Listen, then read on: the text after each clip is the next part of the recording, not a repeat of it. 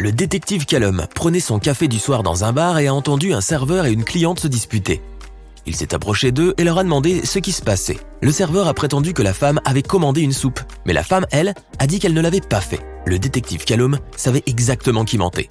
Qui mentait ?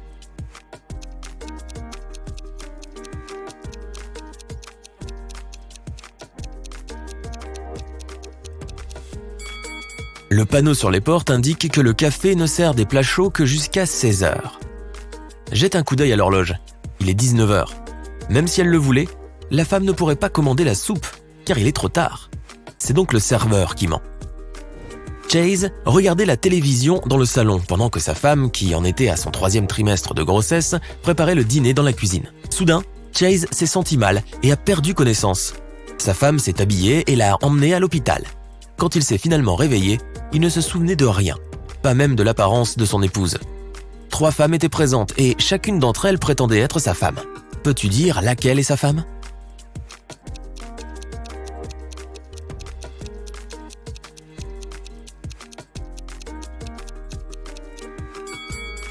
Tout d'abord, sa femme est enceinte et en est à son 3e trimestre. Elle doit donc avoir un ventre. Ce n'est donc pas la femme de gauche qui n'a pas du tout l'air enceinte.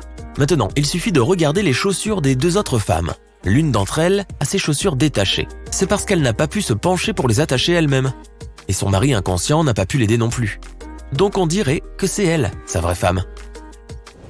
Esme faisait sa promenade habituelle dans la forêt. Le soir, elle a décidé de rentrer à la maison, mais elle s'est perdue. Elle a erré jusqu'à ce qu'elle tombe sur la maison de la sorcière. Elle est entrée, a caressé le chat et a demandé à la sorcière si elle pouvait la renvoyer chez elle. La sorcière était sur le point de créer un élevage de grenouilles et elle avait besoin de l'aide d'Esme. Si Esme résout le problème, la sorcière la laissera partir. Sinon, Esme devra rester pour toujours et travailler dans sa ferme de grenouilles. Elle a acheté 2 grenouilles. Le nombre de grenouilles double chaque jour. Le vendeur lui a dit que son petit étang à grenouilles dans la cour serait entièrement rempli de grenouilles dans 100 jours. Combien de jours faudra-t-il pour que l'étang soit à moitié rempli ?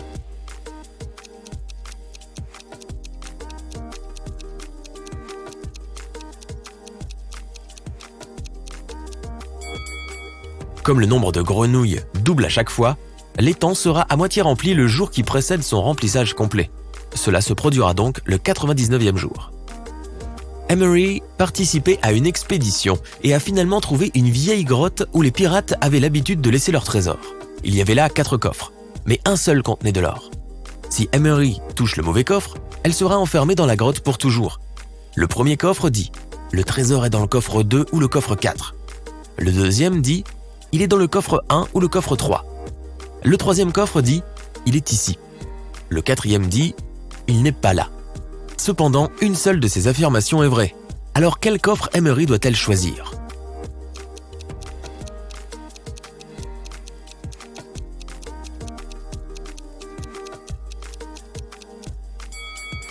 Si le trésor se trouve dans le premier coffre, les affirmations 2 et 4 sont correctes. Toutefois, il ne devrait y avoir qu'une seule affirmation correcte. S'il se trouve dans le deuxième coffre, la première et la quatrième affirmation sont vraies. S'il se trouve dans le troisième coffre, alors 2 affirmations sont vraies, la deuxième et la troisième. Emery doit donc choisir le quatrième coffre. De cette façon, seule la première affirmation est correcte et le trésor se trouve dans le quatrième coffre. Le détective Callum était dans une banque et a entendu 2 femmes se disputer. Madame Lewis et Madame Clark prétendaient toutes 2 qu'un sac à main leur appartenait. Heureusement, un jeune homme a pris une photo de la salle d'attente juste avant la dispute. Alors regarde et devine à qui appartient le sac à main.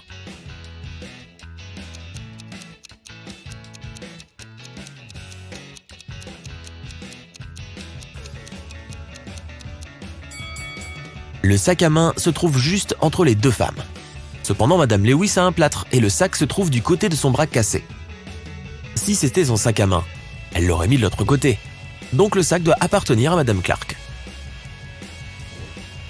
Nick et Collins étaient dans le train et ils descendaient à la même gare. Collins s'est levé le premier et a pris son sac. Mais quand Nick a récupéré son sac, il l'a ouvert et a réalisé que ce n'était pas le sien. Il a donc accusé Collins d'avoir essayé de lui voler son sac. Cependant, Collins a dit que c'était juste un accident, car les sacs étaient exactement les mêmes. Pourtant, Nick n'a pas cru que c'était un accident. Jette un coup d'œil à l'intérieur de leur sac et essaie de deviner pourquoi. Le sac de Collins ne contient que quelques peluches, tandis que celui de Nick est rempli d'appareils électroniques et de nombreux livres.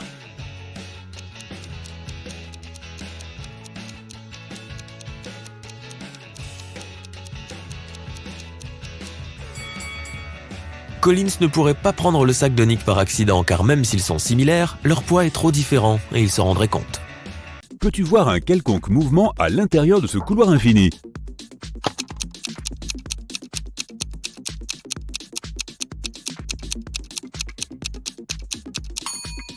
C'est une illusion. Cette image est statique. Voici la prochaine. Qu'en dis-tu? Statique ou dynamique?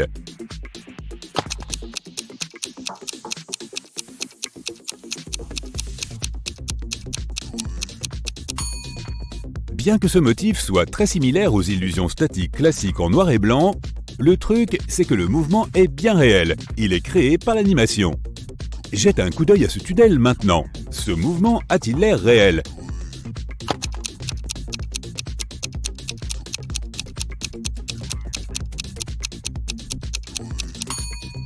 Bien vu, c'est une animation.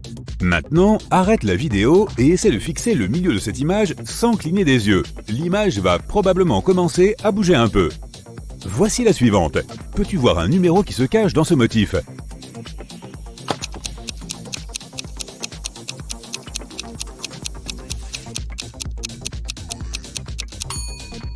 C'est bien ça, 532. Et cette image, des chiffres cachés?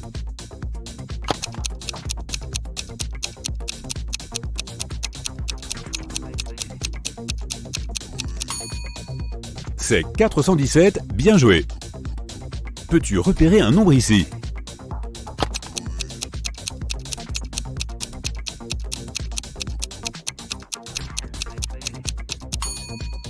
C'est 8249. Voici le suivant. Tu vois des chiffres?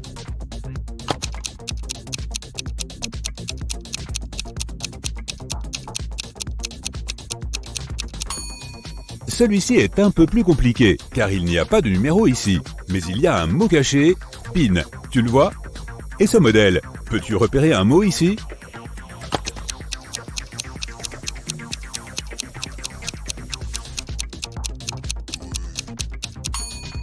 Si tu n'as pas trouvé de mot ici, ne t'en fais pas, car il n'y en a pas.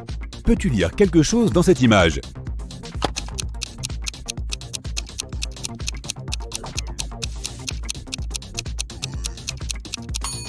C'est joie. Quelle phrase se cache dans ce magnifique kaléidoscope?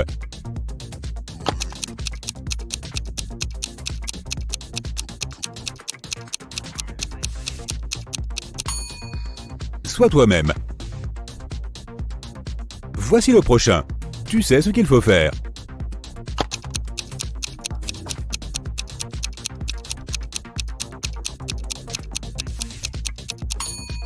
On peut voir le mot « curieux ». Tu vois des mots ici?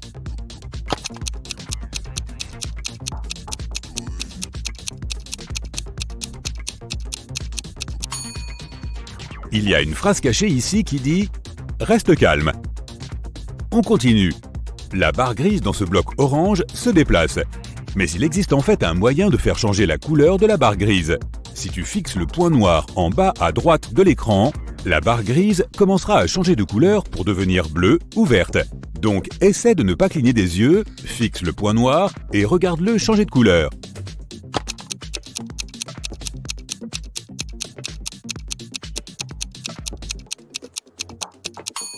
Ça y est, tu le vois?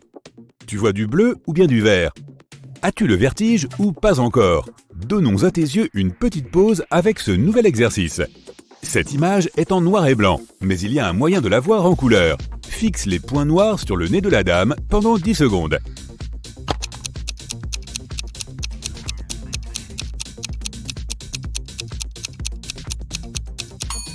Maintenant, regarde ton mur et cligne des yeux plusieurs fois aussi vite que tu peux. Tu devrais voir ce portrait sur ton mur. Et cette fois, il sera en couleur. Regarde cette série d'émojis. Peux-tu trouver celui-ci?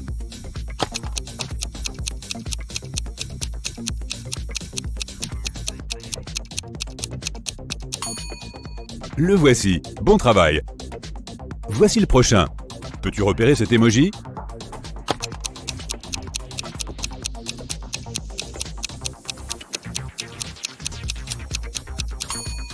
Il se cache juste là. Et cette série d'émojis, peux-tu trouver celui-ci?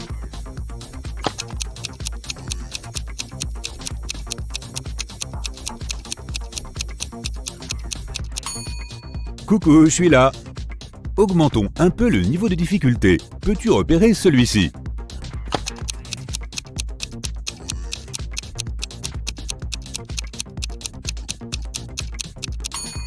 Il se planque juste là. Ces émojis sont-ils tous pareils?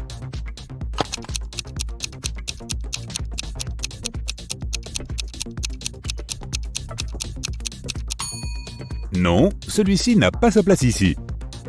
Voyons si tu peux trouver un cœur dans cette image. Alors?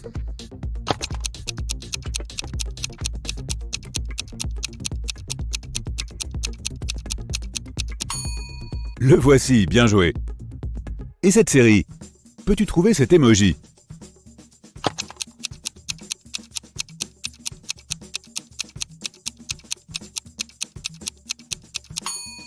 Celui-ci est chaud car il n'y a pas de tel emoji dans cette image. Peux-tu trouver un lion parmi tous ces emojis?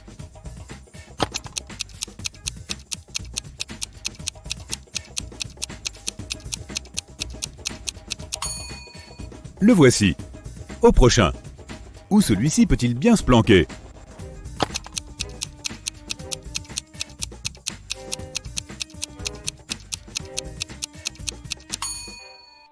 Ah, juste ici. Jette un œil à ces émojis. Peux-tu trouver ce petit gars?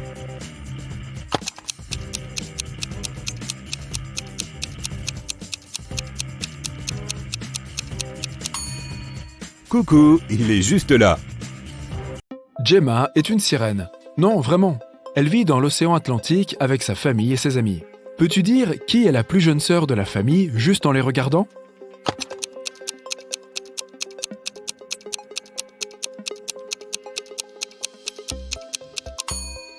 Regarde la grand-mère sirène. Elle a plein d'étoiles de mer sur sa queue. C'est un indice. Chaque étoile symbolise une année de vie. Cela signifie que la deuxième sirène est la plus jeune. Sa queue est décorée de 15 étoiles de mer, ce qui signifie qu'elle a 15 ans. Et les deux autres sœurs ont respectivement 18 et 22 ans. Un jour, Gemma est allée à une fête de sirènes.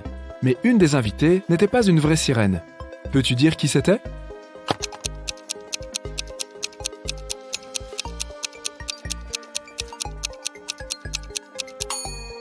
Ce requin là-bas n'est pas une sirène. Fiona, la mère de Gemma, possède une jolie bijouterie de plain-pied pour les sirènes. Elle est allée à son magasin tôt le matin et a découvert que le collier le plus cher avait été volé. Elle a appelé la police aquatique. L'inspecteur Fisher est arrivé et a interrogé Fiona. « J'ai fermé le magasin à 22h et je suis rentré chez moi. Le collier de perles était toujours là. » Le détective Fisher a identifié 3 suspects. Le propriétaire du magasin d'à côté a dit « J'ai fermé mon magasin à 20h et je suis rentré chez moi juste après. » Le gardien a dit « J'étais de service la nuit dernière. Le voleur s'est peut-être introduit dans le magasin alors que je patrouillais à un autre étage. » Et la femme de ménage a dit qu'elle avait fini de nettoyer à 16h. Puis elle est rentrée chez elle parce que son mari avait une fête d'anniversaire. Qui ment?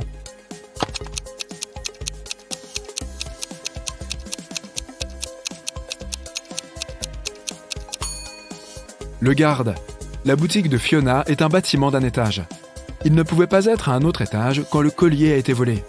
Il n'y a pas d'autre étage. Gemma nageait avec des dauphins et elle est arrivée à la surface de l'océan. Soudain, elle a vu 2 beaux gars, Nick et Rick. Et ils étaient tous les deux en difficulté. Lequel Gemma doit-elle sauver en premier?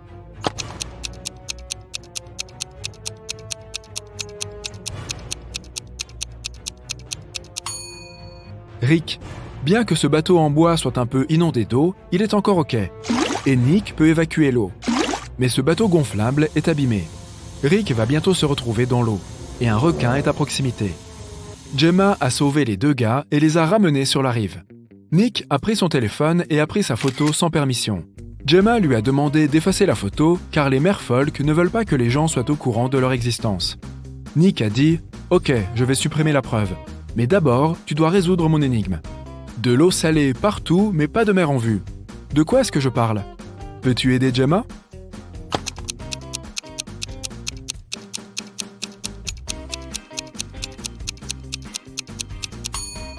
La bonne réponse est les larmes. Rick a demandé à Gemma de sortir avec lui, et elle a dit oui. Elle est allée chez la sorcière locale pour acheter une potion pour avoir des jambes humaines pendant 24 heures. La porte de la maison de la sorcière était fermée à clé et le mot disait « Si tu veux me voir, trouve d'abord la clé. Peux-tu aider Gemma à trouver la clé ?»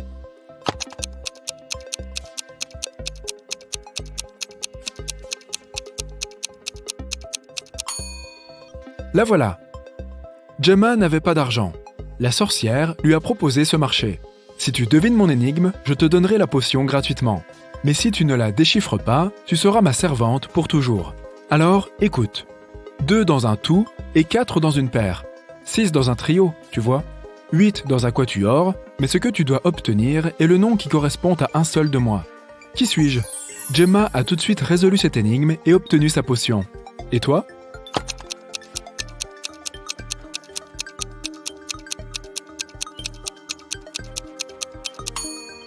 La réponse correcte est moitié.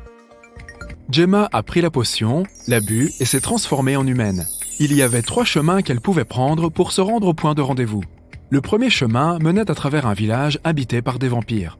Le deuxième chemin est plein de fleurs toxiques qui pourraient lui faire perdre la tête. Et le troisième chemin traverse une forêt enchantée qui bloque toute magie et annule tous les sorts précédents. Quel chemin Gemma doit-elle choisir ?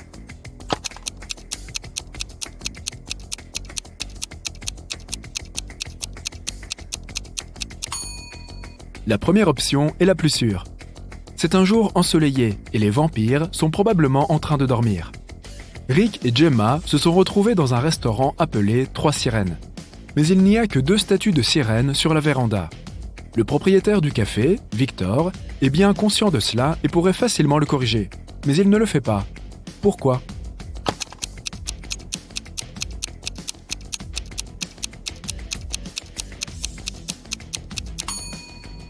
C'est sa stratégie commerciale. Les passants remarquent l'erreur, entrent dans le restaurant pour informer le propriétaire et restent souvent pour le déjeuner. Rick est inspecteur au commissariat de police. Pendant son dîner avec Gemma, il reçoit un appel urgent du travail. Jeff, le propriétaire d'une maison de campagne, dit que sa gouvernante a essayé de se débarrasser de lui. La veille, la gouvernante lui avait donné une pomme en guise de dessert. L'homme en a pris une bouchée et s'est évanoui.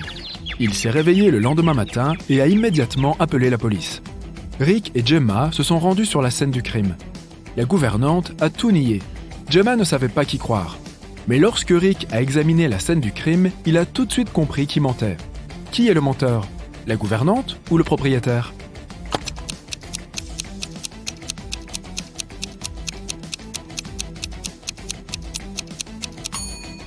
Le propriétaire a dit qu'il avait mangé une pomme empoisonnée. Donc, si c'est arrivé la veille, cette pomme doit être marron maintenant. Mais ce n'est pas le cas. L'homme a dû mordre dedans juste avant d'appeler la police. Gemma n'a pas remarqué cet indice car elle ne vit pas sur la terre ferme. Rick et Gemma ont décidé de faire un pique-nique dans un champ de tournesol. Mais quelque chose cloche. Peux-tu dire quoi exactement ?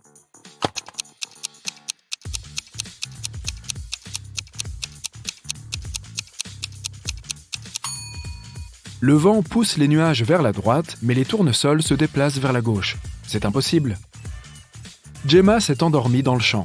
Quand elle s'est réveillée, Rick était parti. Elle a regardé autour d'elle et a vu un elfe maléfique. Il a dit « J'ai emprisonné ton petit ami, sirène. Si tu veux le revoir, résous mon énigme. Je peux être rouge, bleu, violet et vert. Personne ne peut m'atteindre, pas même la reine. Qu'est-ce que je suis ?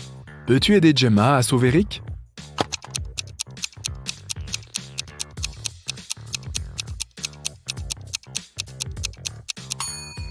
La bonne réponse est un arc-en-ciel. L'elfe a emmené Gemma dans son laboratoire secret. Il a dit « J'ai cloné ton petit ami, donc nous n'avons plus besoin de lui. Maintenant, tu peux le ramener à la maison. Malheureusement, je ne me souviens plus lequel d'entre eux est le vrai Rick. Mais tu en sais plus que moi. Peux-tu aider Gemma à décider lequel de ces gars est son Rick ?»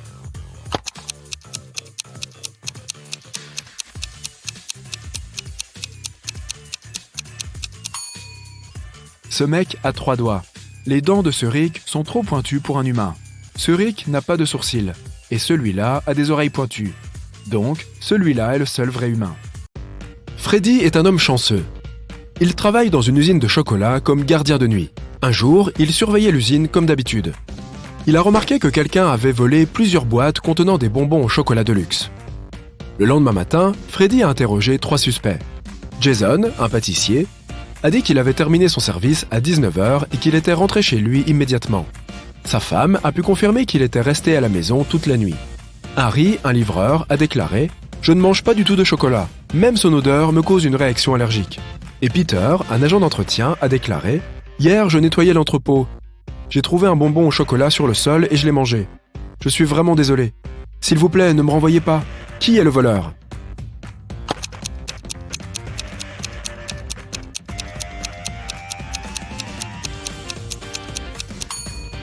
C'est Harry. Il est debout dans une pièce où se trouve un bol de chocolat fondu sans la moindre protection. Il aurait une éruption cutanée si son allergie était réelle. Une autre journée de travail à la chocolaterie. Jason décide de faire une farce à Freddy et recouvre un œuf de poule cru d'une couche de chocolat. Ensuite, il l'emballe et le remet parmi de vrais œufs en chocolat sur un plateau. Lorsque Jason a apporté les œufs en chocolat, Freddy a immédiatement repéré le faux. Peux-tu comprendre comment ?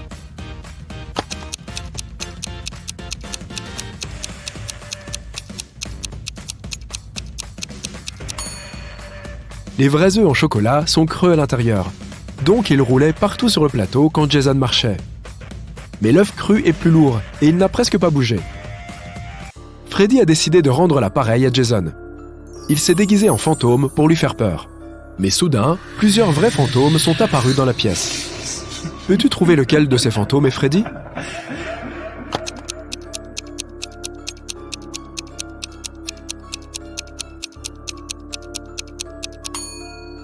C'est ce type là-bas. C'est le seul fantôme qui n'est pas du tout transparent. Un soir, l'usine fêtait son anniversaire. La direction a organisé une fête. Tous les employés ont participé à un concours de karaoké. La plupart d'entre eux ont incroyablement bien chanté et ont reçu des cadeaux et des fleurs. Mais seules 2 des meilleures chanteuses, Nancy et Betsy, sont arrivées en finale. Elles se sont préparées à s'affronter pour un dernier tour. Mais soudain, Betsy s'est effondrée sur le sol, inconsciente. Les médecins ont affirmé qu'elle avait été empoisonnée. Tous les participants au concours avaient mangé exactement la même nourriture. De plus, la police a vérifié les plats et ils étaient en bon état. Peux-tu deviner ce qui s'est passé ?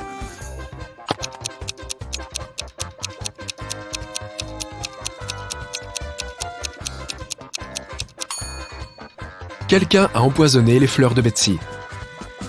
Le lendemain, Freddy est arrivé au travail comme d'habitude. Il a regardé autour de lui et s'est exclamé « Attendez une minute, qui a amené un chat à la chocolaterie ? Les animaux domestiques ne sont pas autorisés ici. » Peux-tu voir des animaux ?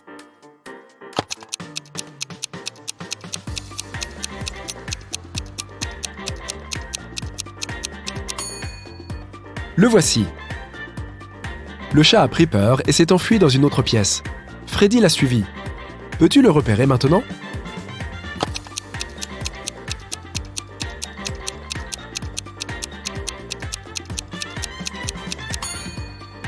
Il se cache là-bas. Et encore une fois, Freddy n'a pas réussi à attraper le chat. Celui-ci s'est enfui de l'immeuble et s'est caché dans le jardin. Peux-tu aider le gars à trouver le chat ?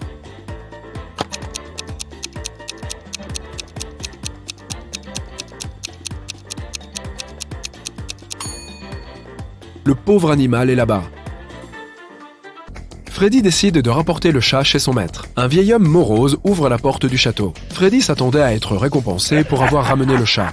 Mais le vieil homme a éclaté de rire et a fermé toutes les portes de sortie. Puis il a dit « Si tu réussis à accomplir 3 tâches que je te donnerai, tu recevras $1 million. Mais si tu échoues, tu resteras dans mon château pour toujours. Voici la première tâche. Aide-moi à trouver mes lunettes parmi tous ces légumes. Peux-tu aider Freddy ?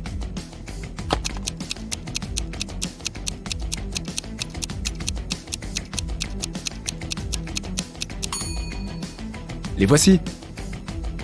La tâche suivante, demandée par le vieil homme, était de préparer une potion et de la réaliser dans le bon ordre. Il a donné cette recette à Freddy.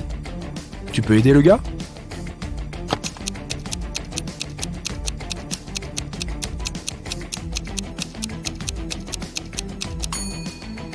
Tout d'abord, tu dois mettre du curry. Ensuite, tu ajoutes des myrtilles pour donner à la potion un aspect verdâtre. Et enfin, ajoute des tomates pour que la potion ait l'air marron. Quant à ces légumes, Freddy n'en a pas besoin. Et la troisième tâche est de trouver un livre dans cette pièce en désordre. Peux-tu le voir ?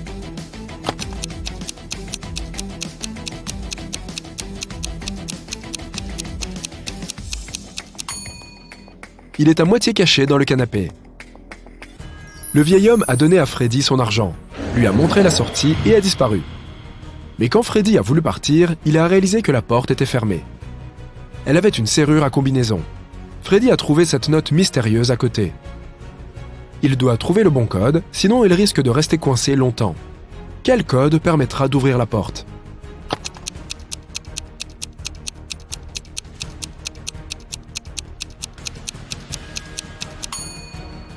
2, 3, 6, 1. Chaque nombre correspond au nombre de cercles dans la première série de nombres. Maintenant, Freddy est libre de partir. Dès que Freddy est sorti du château effrayant, il a décidé de quitter son travail et de partir en voyage autour du globe. Tout d'abord, il a pris un vol pour l'Espagne. À bord de l'avion, il a rencontré Gloria. Il lui a demandé de quel pays elle était originaire. Au lieu de répondre, Gloria lui a montré ce puzzle. Peux-tu deviner le pays ?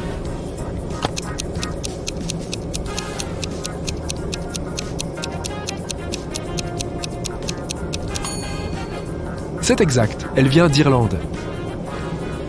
Puis, Gloria a demandé à Freddy de quel pays il venait, et il lui a montré ce puzzle. Peux-tu deviner son pays ?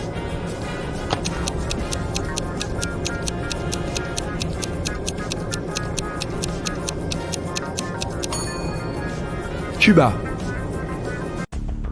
Freddy a atterri à Madrid et est allé se promener. Il n'avait pas loué d'hôtel à l'avance. Il s'est donc baladé dans la ville à la recherche d'un endroit agréable où loger. Soudain, il a remarqué ce mignon petit hôtel et y est entré. Grosse erreur. Pourquoi ?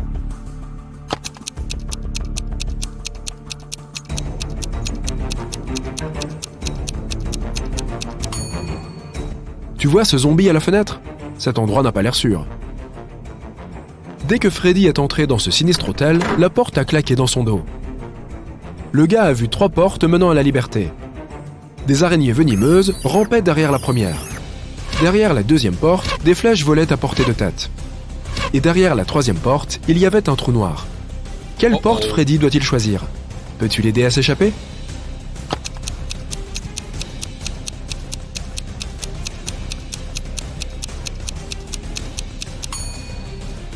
Il devrait choisir la deuxième porte. Il peut ramper sous les flèches.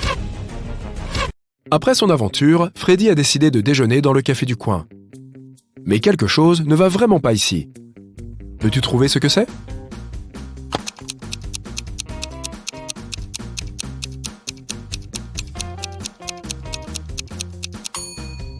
Regarde cette fenêtre. La vue sur la rue est à l'envers. Le serveur s'est approché de Freddy pour prendre sa commande. Mais soudain, une femme à la table voisine s'est mise à crier « Aidez-moi ! Quelqu'un a mis des cafards dans ma soupe !» Le gérant du café a interrogé 3 suspects. Le cuisinier a dit qu'il avait préparé la soupe comme d'habitude. Elle était intacte lorsqu'il a passé le plat au serveur. Le serveur a dit qu'il n'avait pas touché à la soupe. Il l'a juste présentée à la femme et est passé à un autre client, Freddy. Le mari de la femme a dit « Je n'étais pas là quand ma femme a reçu la soupe. Je me lavais les mains aux toilettes. » Peux-tu dire qui est coupable ?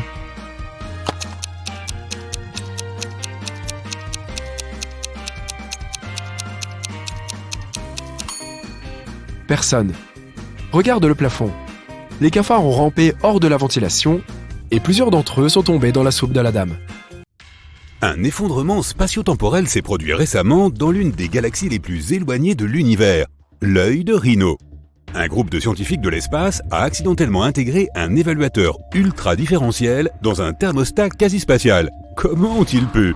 Eh bien, en termes simples, quelqu'un a mis une machine à remonter le temps, qui ressemblait à une télécommande de télévision, à l'intérieur d'un téléporteur, qui ressemblait à une machine à laver.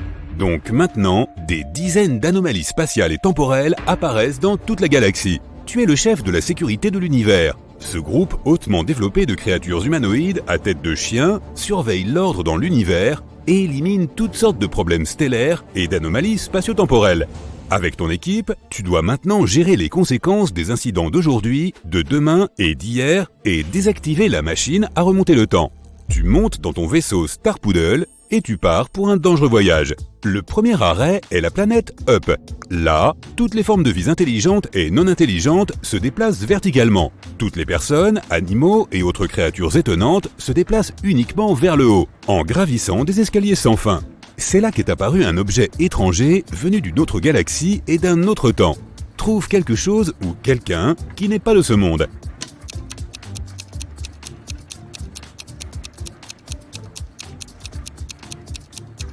Regarde, il y a un escargot qui rampe le long de cette échelle. Il se déplace horizontalement. Tu mets l'escargot dans un bocal. Tu vas le renvoyer chez lui sur la planète Bave. Étonnamment, l'escargot peut parler. Il te demande de l'aide.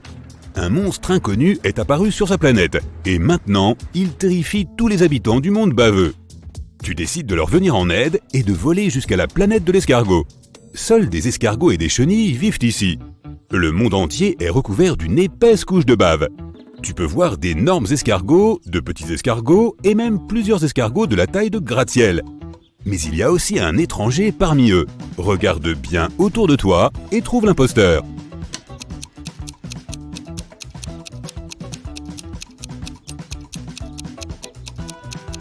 Parmi les coquilles d'escargot, tu remarques la coquille d'un petit Bernard l'ermite. Elle ressemble à n'importe quelle autre coquille d'escargot, mais une paire de pinces en sort. Tu installes un champ de force autour du crabe et tu le transportes dans ton vaisseau. Ta mission ici est terminée. Les escargots te sont infiniment reconnaissants.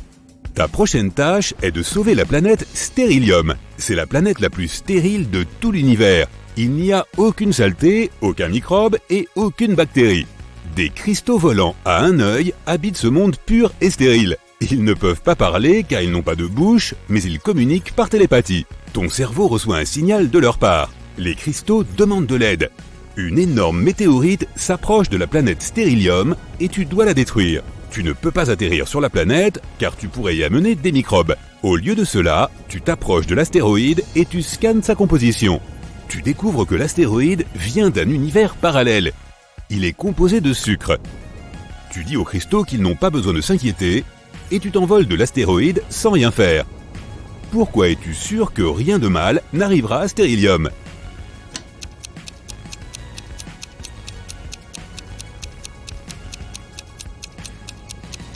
L'astéroïde en sucre fondra et brûlera dans l'atmosphère de la planète en quelques secondes.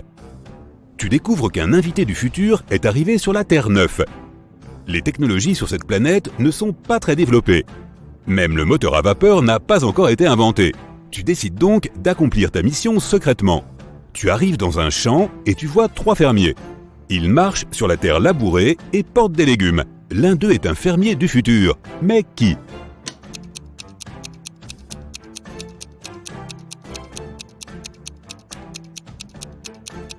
Regarde, ce type utilise un sac en plastique.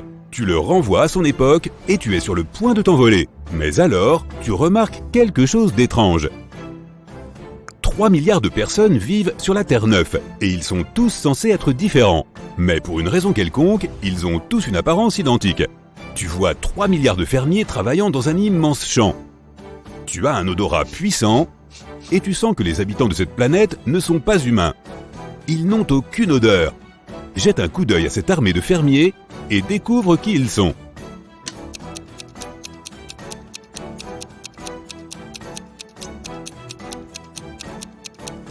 Ce sont tous des hologrammes. L'un des fermiers clignote, tu vois ? Mais pourquoi quelqu'un créerait-il une si grande illusion d'optique ? À ce moment, tous les agriculteurs, la terre, les arbres et l'herbe commencent à vaciller. Le monde entier autour de toi disparaît. Tu es maintenant dans une petite pièce blanche. Ton visage devient un visage humain. Ta bouche est couverte d'un bandage, tu ne peux donc pas parler. Ta combinaison spatiale se transforme en une chemise grise. La porte s'ouvre et un grand type en blouse blanche entre.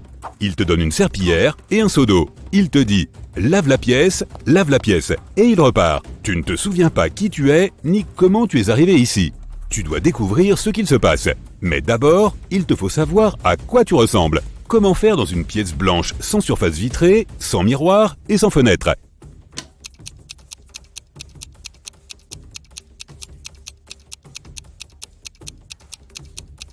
Regarde l'eau dans le seau.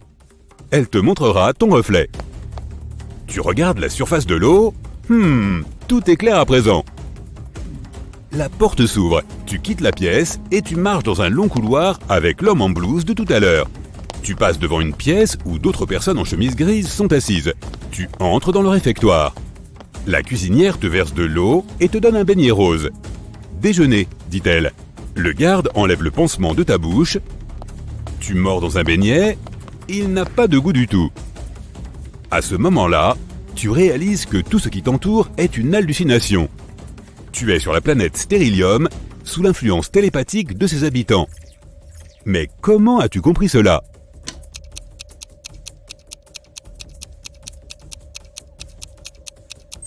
Quand tu as regardé ton reflet dans le seau, tu as vu ton vrai visage, celui du chien.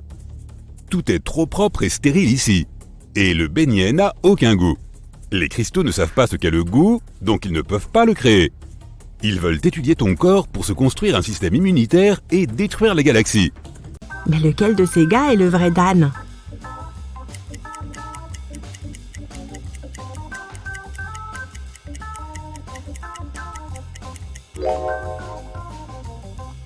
Non, pas ce gars avec Dan écrit sur son t-shirt. Et pas ce gars avec Dan sur son tatouage. Le vrai Dan est ici. Regarde son badge. C'est écrit Dan. Les autres gars ont des noms différents sur leur badge. Tôt le matin, après le concert, Wendy a bu une tasse de café, s'est sentie mal et s'est évanouie. 10 minutes plus tard, elle s'est réveillée dans un étrange sous-sol. 4 portes pouvaient la conduire soit à la liberté, soit vers un piège. Derrière la première porte, il y avait des chauves-souris affamées. Derrière la deuxième porte, il y avait des renards enragés. Derrière la troisième porte, il y avait des tarentules venimeuses. Et derrière la quatrième porte, il y avait des serpents venimeux. Quelle porte Wendy doit-elle choisir ?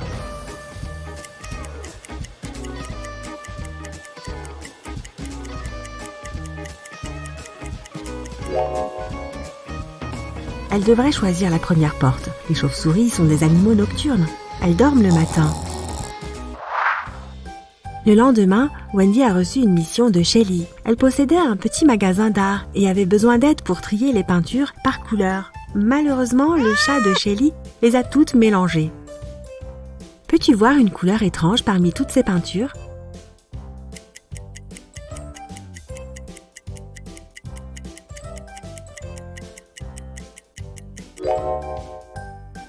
La voici.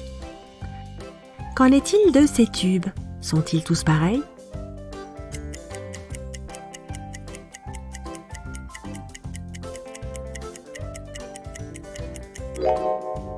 Non, les peintures numéro 2 et 6 sont différentes. Peux-tu aider Wendy à trouver la couleur différente ici ?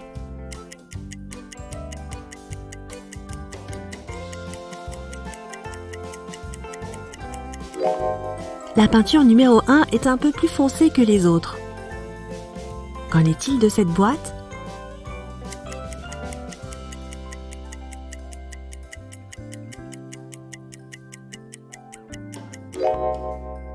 Ces couleurs sont identiques. Regarde à l'intérieur de cette boîte. Y a-t-il des peintures qui n'ont pas leur place ici ?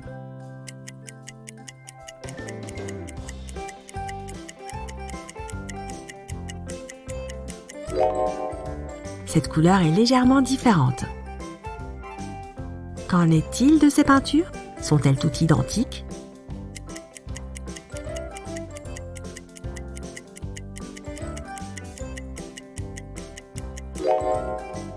Non, les peintures numéro 1 et 2 sont différentes. Et pour finir, cette boîte, peux-tu voir la peinture qui ne correspond pas ?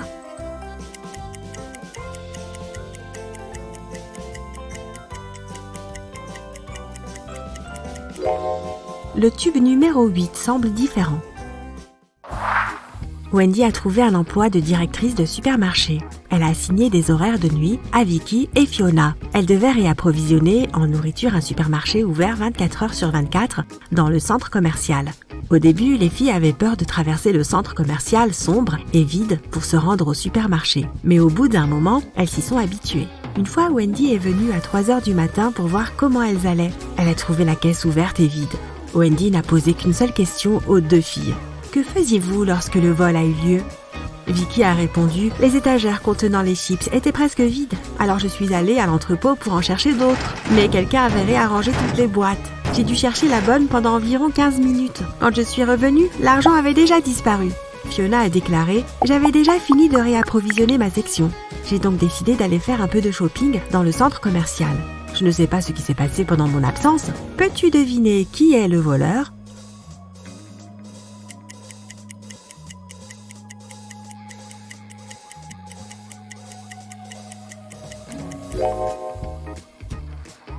Fiona.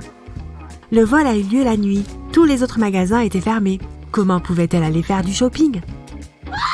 Lorsque Fiona a été démasquée, elle s'est enfuie du supermarché. Wendy a décidé de mener sa propre enquête. Il s'est avéré que Fiona avait 4 amis.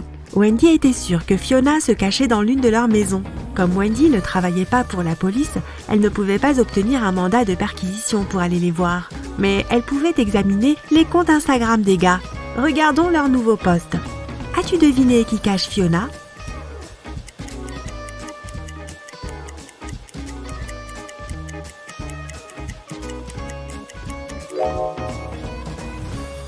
Ce type n'est pas seul. Jette un coup d'œil à cette main là-bas.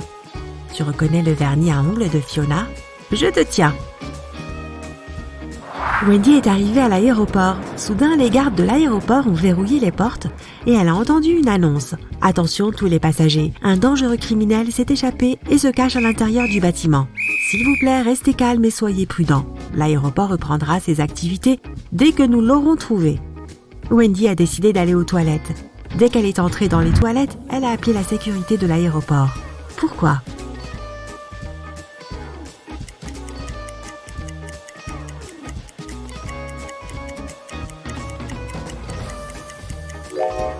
Jette un coup d'œil à cette ombre.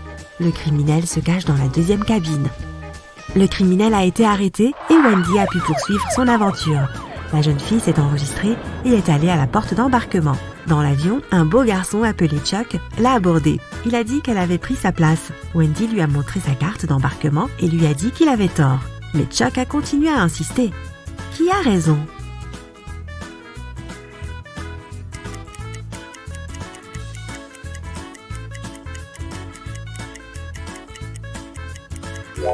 Wendy. Le numéro de siège de Wendy est le 16I. Et la carte d'embarquement du type a le numéro 19I. Il a juste regardé le numéro à l'envers.